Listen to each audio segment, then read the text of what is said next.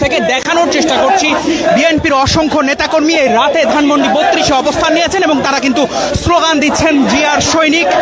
এমন স্লোগান দিচ্ছেন এবং আওয়ামী লীগকে আসলে সতর্ক করছেন। তারা বলছেন আওয়ামী লীগের কোনো নেতাকর্মী যদি এই ধানমন্ডি 32-এ সালে শোক দিবস পালনের জন্য আসে তাহলে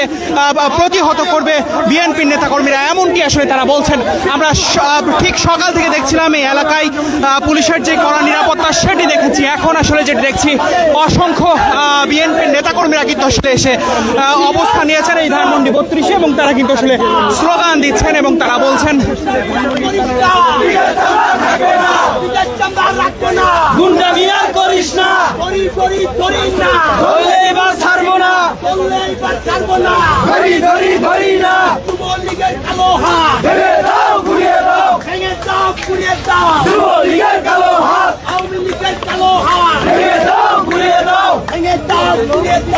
দর্শক সরাসরি দেখানোর চেষ্টা করছি ধানমন্ডি 32-এর প্রবেশ পথে আসলে দেখছি অসংখ্য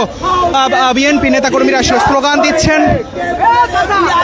জিয়া সারা বাংলায় আসবে ফিরে বাংলাদেশে,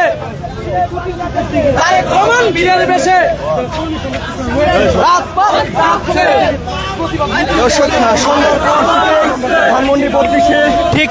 ধানমন্ডি 32 নম্বরে